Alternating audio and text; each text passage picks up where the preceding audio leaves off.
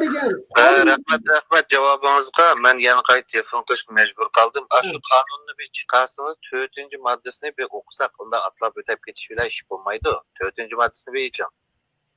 Undan keyin xalqaro qonun emas deyapsiz. Ya'ni men sizning xalqaro qonunni qancha tushundiğinizga rostdan hayron qoldim. Siz bir Nuriy Turkiya efendimdan bir so'rang.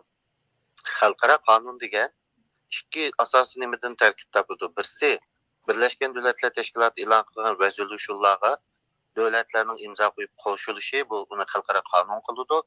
Ikkinchisi davlatlarning shu xalqaro nimaning masalan Birleşken Milletler Teşkilatı e'lon qilgan resolutionlarga qarata bir-birisi bilan to'xtam tuzgunimi xalqaro qonunning doirasiga kiradi. Shuning uchun UN e'lon qilgan resolutionlarni o xalqaro qonun kategoriyasiga faqatlik kirmaydi desangiz, bu endi hayron qolarlik ish bo'ldi. Shunga 4-moddasini o'qing. 4-moddasida hozir 3-moddasining 1-jumlasini o'qidingizku. Ularning o'z taqdirini o'z belgilash huquqi bor dedingiz, jumla tugidi. 4-moddasini o'qing. Indigenous people in exercising their right to self-determination, yani o'z taqdirini o'z belgilash huquqini ijro qilganda have the right to autonomy, avtonomiya haqqi va or self-government in matters relating to their internal and local affairs. Faqat o'zining ichki ishlariga, ya'ni o'z taqdirini o'z belgilashning ikki xili va bir ichki tashqi dini mustaqillik, ammo indigenous people'larning huquqiy avtonomiya va o'zining ichki ishlarini boshqarish o'z taqdirini o'z belgilash huquqi va deydi 4-moddasida. Bunun da ben onu düşündüm. Ne karan. Nima ilk sualına cevap versin başta. Siz yana gapni birovatsiz. Men 4-moddani siz telefonda qo'yib aytgandan o'qidim. Chunki siz 3-moddadagi keskin hukm bor bu yerda. Yerlik millatlarning o'z taqdirini o'zi belgilash huquqi bor. Nokta. To'xtang. Endi men gapimni de hozir kelaman sizga yerga. Sual sordun mu? To'xtat, sual sormay fursat berma inshaalloh. Sual javobni ilib ol, ana kim yana so'rasang bo'ldi inshaalloh. O'z taqdirini o'zi belgilash huquqi va nokta. Endi bu o'z taqdirini o'zi belgilash huquqini ijro qilganda option mandaq yo'llanma bor deyapti. Bu yerda siyosiy o'z taqdirini o'zi belgilash huquqini rad qilgan gap yo'q. Mandaq. Chunki bu umumiy narsa. Yani ma'lum bir millatga yoki ma'lum ya qartilgan narsa emas. Siz yana bu xalqaro qonunning bir tarkibi debsiz. Bu declaration. Bu declaration Birleşken Davlatlar Tashkilotining nizomnomasi va boshqa qonunlarning ro'yiga asosan chiqqan. Chunki mana 1-moddasi qarasangiz, yerlik millatlarning butun dunyodagi boshqa millatlarga o'xshash eng asosli erkinliklardan qanday foydalanish, bu foydalanishga huquqning asosi nereden oldu? Charter of United Nations, Universal Declaration of Human Rights and other international law deydi. Xalqaro qonun bo'yicha Birleşken Davlatlar Tashkilotining nizomnomasi bo'yicha va shu kishilik huquq universal bayonnomasining bu shu 3 hujjatning ro'yi bo'yicha yerlik millatlar boshqa millatlar bilan o'xshash huquqqa ega deydi.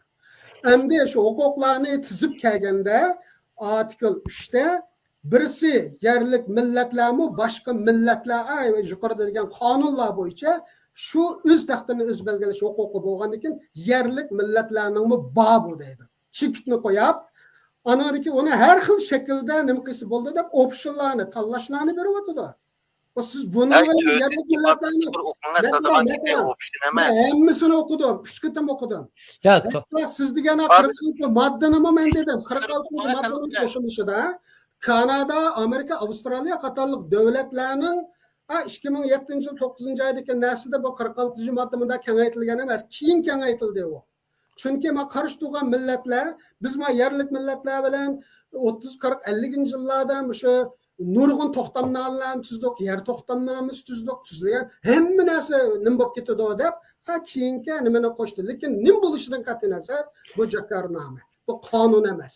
Ya'ni buning sizga foydalanigan yerini olasiz, Amerikadaki yerlik millet paydalandıqanını alıdı, yani bir yerdeki özgü paydalık yerini alıdı, hemmini tan ilip, hemmini tan ret kıldığan esemez.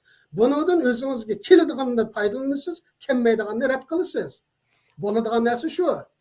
Yani Herhalde bir yerde yani bu yerde sizgi ziyonliq yerdan Xitoy foydalanmamdi bir savol. Yana birisi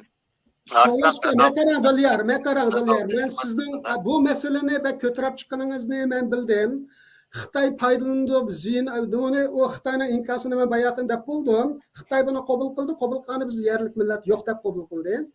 Men buni shaxsiy siz bilan paranglashishim mumkin. Dunyo Uyg'ur qurultiyining bu indigenous people haqida hozirgacha yozma shakllik ya bergan hech qanday bayonoti yo'q.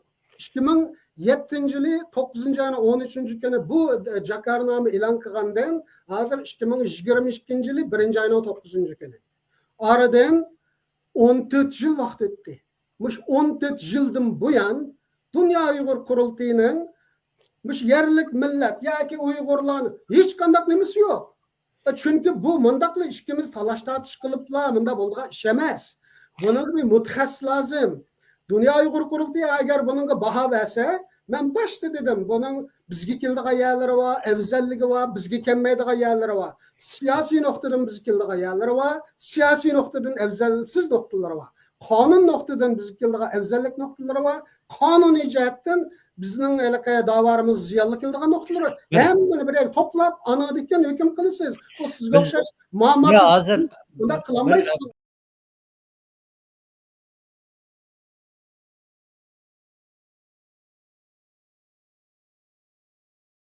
Lardan beri ta'kidlab kelyapman. Tilimizda tangdishi bo'lmagan so'zlarning aslisini qabul qilish bo'lib kelayotgan ishlardan biri. Bir g'ayrilik yo'q buningda. Indigenusning tilimizda tangdishi yo'q. U hargizmi yerlik millat degan gap tang keladigan so'z emas. Chet el tilidan qabul qilingan shuncha so'z bor ekan, ajab buningga kelganda ma'tulot tarjima qilib olib, ondan tercümedeki ma'nosini asos qilib majra qizyapti bu odamlar. Buni bilguchiligi yo'qmi? Yo'q. Aslida g'araz shu. Qarindoshlar, qaysi millat o'zining vatanida yerlik emas? Mana bir deb baqinglar, o'zining vatanida qaysi millat yerlik emas?